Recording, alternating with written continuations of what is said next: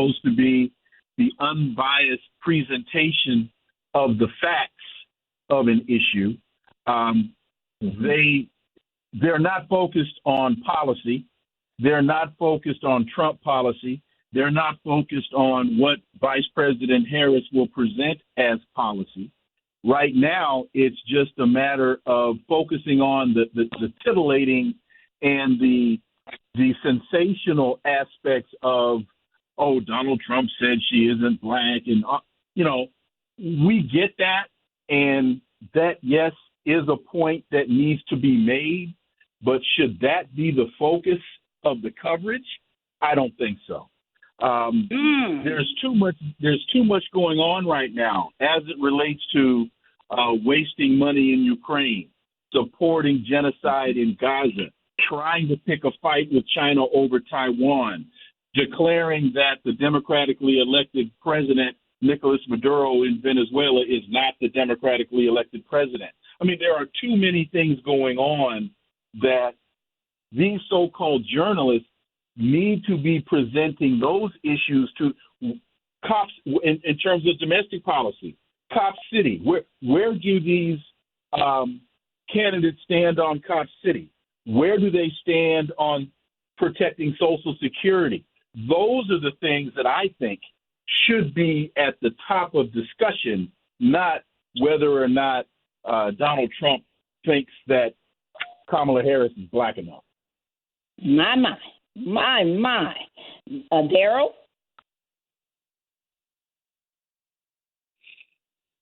Okay. Probably muted. Let me move on then. Oh, okay. Daryl? The next question that I want to raise is, I've been watching, like all of us, we've been watching this, all this coverage. Sometimes our mouths on the floor, like, are you kidding me? Other times we're just, so angry. Other times we're just shaking our heads. And sometimes there's something good that somebody does in the media. So I wanted to ask you, for you, and I'm going to start back with you, Dr.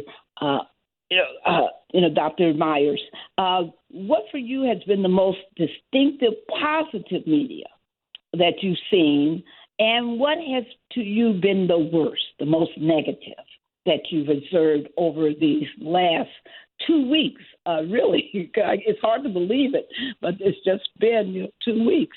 What have you observed?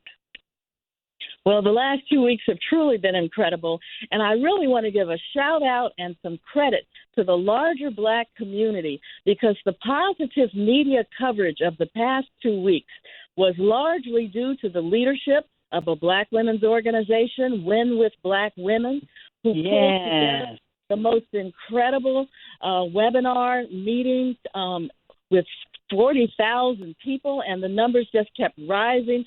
Thousands and thousands more, and that this was something that was grassroots. These are women who decided to pull together the leadership of women all over the country, women and men, and the media had to cover it positively. They had no other choice, because it led to Black men having a meeting the following night, and then we had Asian women and Hispanic women. They had a senior citizens call yesterday, and the white dudes had a session. So I think the most positive coverage was really generated by grassroots organizers who presented a wonderful picture for Vice President Kamala Harris and showed support for her and her rallies, and she's just been outstanding as a leader. The most negative, I feel, was the attention paid to this very strange, weird person who's the vice presidential candidate on the Trump ticket, J.D. Vance, talking about childless cat women. I mean, how insulting can you get? And so the distraction, as Dr. Leon was just saying about the distraction that they're using, is absolutely right, and it works. And they just took that very negative story and just blew it up and insulted all the women in the country who don't have biological children. Was just outrageous. Outrageous. But one thing I want to Hold on, Daryl. One follow-up on the childish cat women. I want everybody to know there's one thing nobody in the media has mentioned.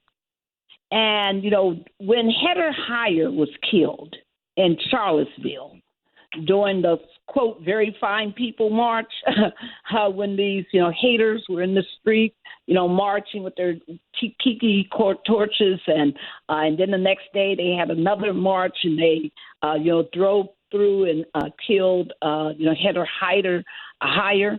One thing most people don't know is that in the dark part of the well where the white supremacists, live, they were actually celebrating her death. And what they said about her, and it really shocked me because I had never heard it before, was that she was a worthless white woman because she had never had children. And that, I'm really serious. This kind of mentality that he was expressing is the very same ideological viewpoint. He just did it in a little bit different way.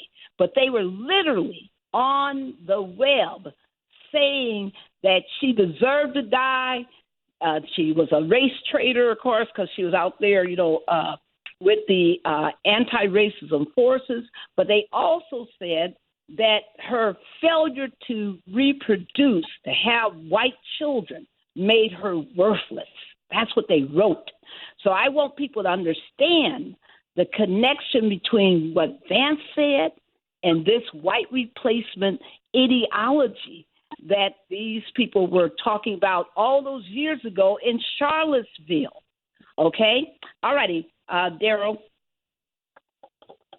Well, you drop something like that, Barbara, and then it's not followed by a question. So, but it's really telling, I think, when we start viewing these candidates. And Dr. Leon, one of the things that many in the African American community are wondering, I would love to get your perspective on it, when we're dealing with the National Association of Black Journalists. And they had the recent interview with former President Trump, and for whatever reason, and we'll get into that, that the Vice President Harris was not there. And we saw the actions and the antics and the questions and the reactions that were going on. Do you believe that it was in the interest of Black journalists to invite the former president in for an interview at all? And how would you have handled the situation if you were one of the journalists that was there? Well, first of all, Daryl, yes, I think it was in the best interest of NABJ to invite former President Trump, because they're supposed to be an organization of journalists. And so, and as I understand it, and I could be off on this, but as I understand it, they traditionally invite the candidates from both parties. Right. But over the last few years, the Republican nominee or candidate has not accepted the invitation. And so in this instance, from what I've been told by some of the folks in the organization, Trump flipped the script on them and accepted the invitation when they were expecting him to decline. And that threw the whole organization into a tizzy. And I have to ask them, why would you not want the opportunity to interview a bigot, a racist, a narcissist?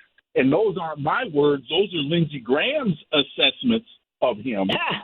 Why would you not want to expose that clown for the clown that he is?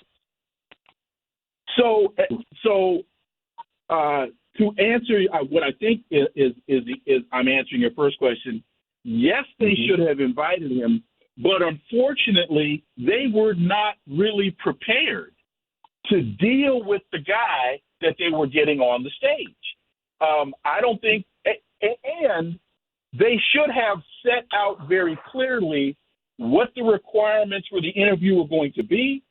Those requirements should have been made public, and they should have been non-negotiable. And I'm glad that they held their ground on the fact-checking issue, because as journalists, that's your job, is to fact check. So how is somebody going to come to a meeting of journalists of any ethnicity and then say, well, you can't fact check me in real time? Well, what that says to me is you want to lie.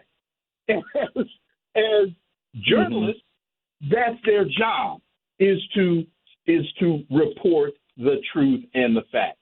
I don't think they had the strongest group of journalists on the stage to interview him, and because they should have been able to push back on him in a much stronger manner than in which they did.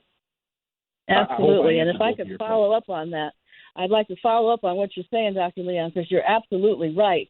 They were not prepared, and I think that we should look at this as an opportunity. The Chinese have an old saying that crisis is opportunity. I agree with you. They were right to invite him because they have been founded in 1975, the prominent organization of journalists, but they weren't ready for the big leagues. We have to realize as a community, we are in a state of really war. We're in a state where we cannot afford to make mistakes. We have to be professional. We have to be prepared. If you know that someone who is confrontational and dangerous and racist is coming to your location, then you prepare for that. And like you're right, the panel was not altogether there. First of all, there should have been a man on the panel and not just the three women alone. There should have been a man there for sure. And also Black-owned media. The National Association of Black Journalists has promoted ownership among the media. Why wasn't anyone on that panel free to talk? I think that the one sister from Fox News, Harris Faulkner, she was under the control of Fox News. And Trump is sitting there complimenting the time he spent with her. Well, we don't need that. And then the young lady, Kadia Semaphore, I'm not sure what her experience was, but it certainly wasn't at the level of Trump. But not at all. We have an opportunity, and if I could just kind of wrap up here, the opportunity is to get their act together, get Vice President Harris there, maybe at the Washington Press Club, and then go ahead and interview the new vice presidential candidate, Governor Walz, and interview J.D. Vance.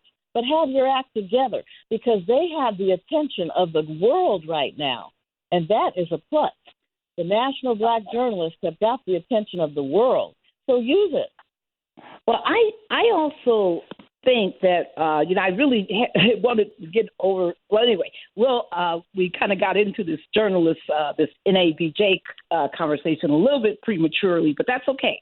What I wanted to point out is April Ryan and the Black women who have been treated like trash by Trump really were particularly angry at this invitation and the lack of ground rules because given the fact that he spent 4 years calling Black women journalists dumb, calling them nasty, skipping over, being really disrespectful.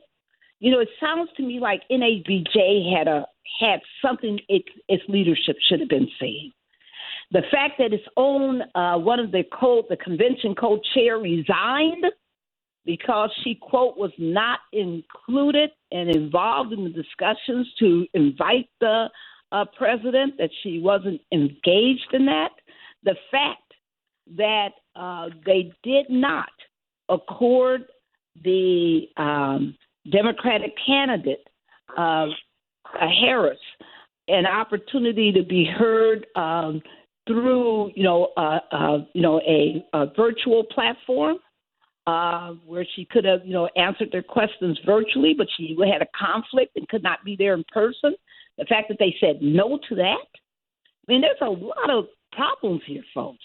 It's just not the failure of the interview itself, but there's a whole lot of, wrong when you look at, just at the way this happened. I have no disagreement on the fact that you interview both, but how do you tell one that you won't even take in this day and age when we live virtually, that you won't do a virtual interview? I just think that's unacceptable. And I think why do you think that happened? Why do you think that happened? Yeah. But Barbara, I think that Dr. Myers may be on to something, though, because, when she talks about the NABJ